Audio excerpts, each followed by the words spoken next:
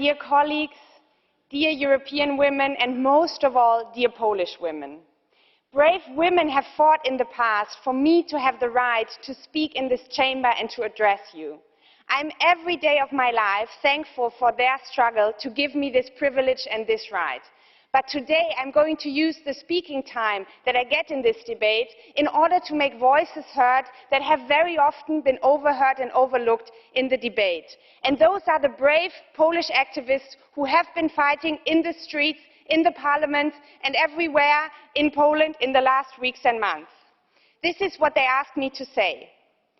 We demand respect for our dignity and bodily integrity, our right to privacy, health and life protection, restoration of full reproductive rights, effective enforcement of alimony payments, severe punishment for rapists, severe punishment for perpetrators of domestic violence, sexual education for children, access to medical care. We demand equality and respect for women's dignity. I salute these women, because what these women need is not a law oppressing their right to their own bodies.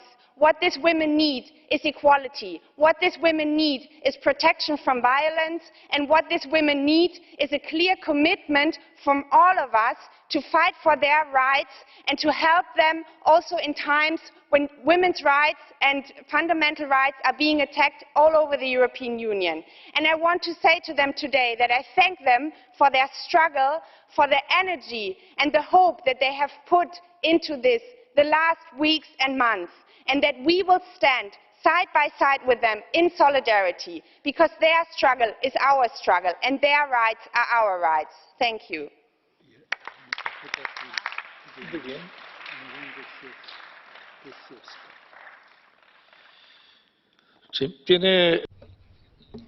There is a blue card from Mrs. Kąciuska. Do you accept it? Go ahead. Pani poseł, czy zdaje sobie pani sprawę, że pretekstem... Do you realize that the pretext used for organizing the debate this evening is to try and lead you to make mistakes, because the Polish government didn't draft any bill. During its electoral campaign, it only promised that it would pay close attention and closely study all citizens' bills. And this bill was submitted by almost 500,000 citizens. The Polish opposition has used it to attack the Polish government, but it wasn't the Polish government that instigated this. I would even go further. The bill was thrown out by the competent committee in the parliament. Ms. Renke. You're speaking to a political scientist here, and what is very obvious is that this proposal has been moved forward to the Commission by a majority of parliamentarians in the Polish parliament. And you cannot now say that you are not taking the accountability for this move, because the parliamentarians in the Polish parliament could have said, we are not voting in favor of that, and we are going to have an open debate, because there was a counter proposal, Save the Women. You could have had an open debate also looking at liberalizing the abortion law that there is in Poland, but you did not. You proposed only to move forward with one of the proposals, and you cannot now tell us that you are not taking the responsibility for that. I'm sorry.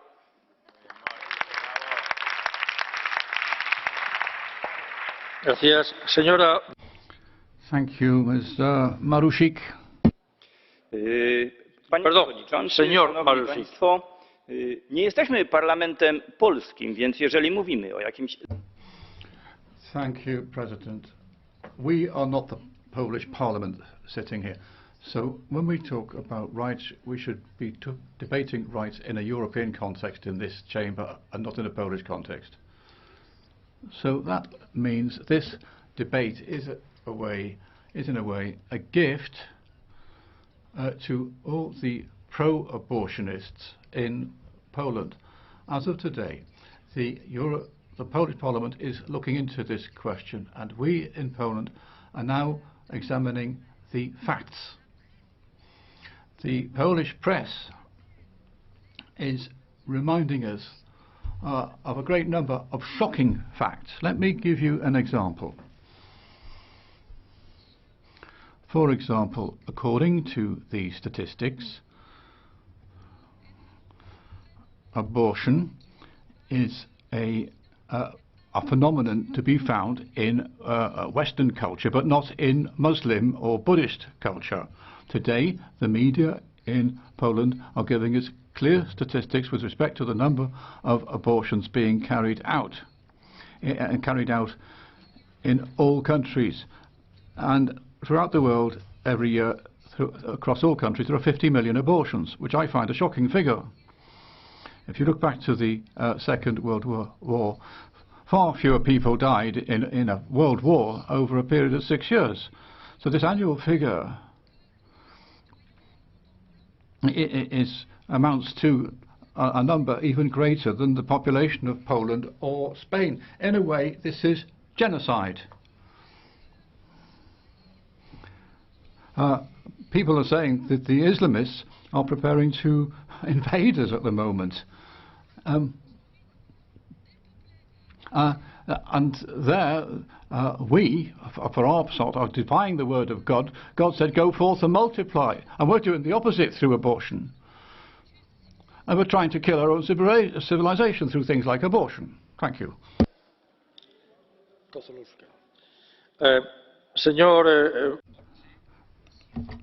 Mr. Marusic, there are a lot of blue cards in the room. But Mrs. Kozluszka was first up this time. Will you accept a blue card? Go ahead. Ms. Kozluszka?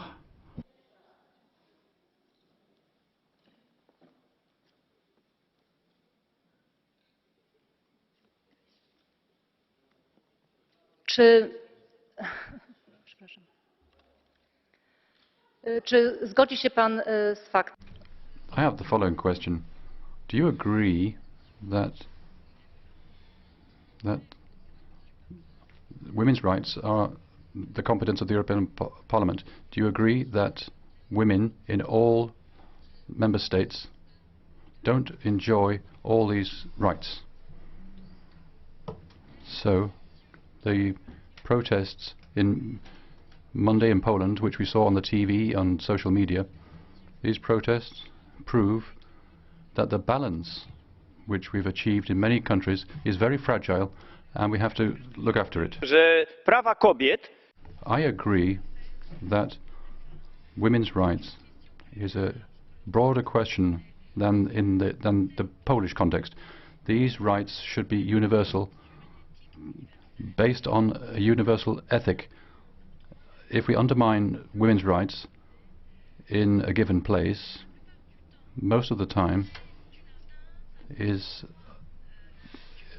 undermining the rights of a woman or a female fetus which hasn't seen the light of day, because we can kill these fetuses legally, and we have to do something about it. Dziękuję, panie. Thank you, Mr. Korwin Mikke. W Polsce trwają demonstracje pod hasłem.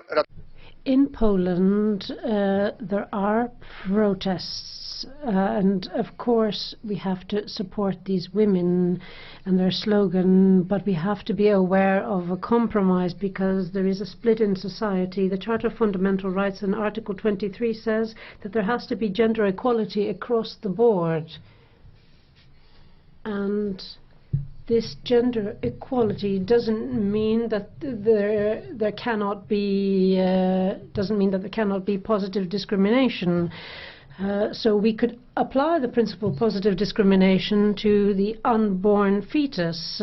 For those fetuses that haven't seen the light of day, they might be women. So maybe we should stop female fetuses from being killed. Maybe that's a way of protecting women. And therefore the young girls that we will be saving will thank us as the blind singer Bocelli thanked his mother.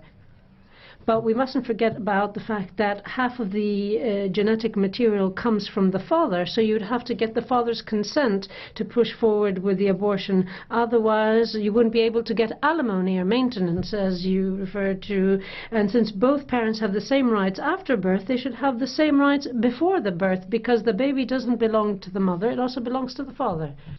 Señor.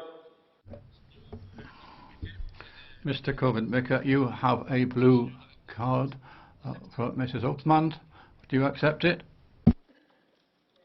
Listen to translation? Okay, thank you. Ik wil u echt een vraag stellen. Beeld u in... I have a question for you. This is for you personally.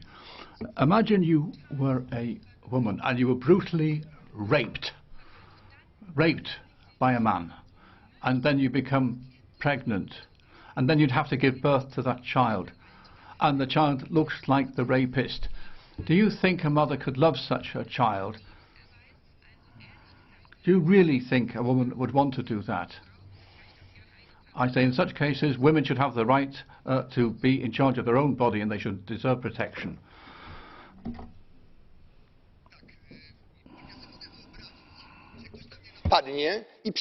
Thank you. Yes, I can imagine someone attacking me and someone sticking something on my back. That would be a small child, and 9 months later this child that was stuck to my back would actually fall off my back as the glue comes off. Would I be able to kill this child or not? No. Mrs. Shodrova.